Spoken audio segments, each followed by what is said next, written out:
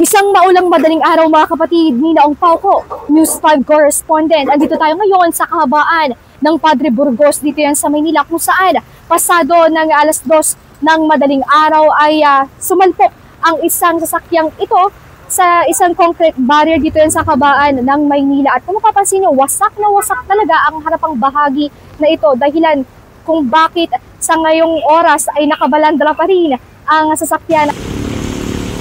Hindi sila.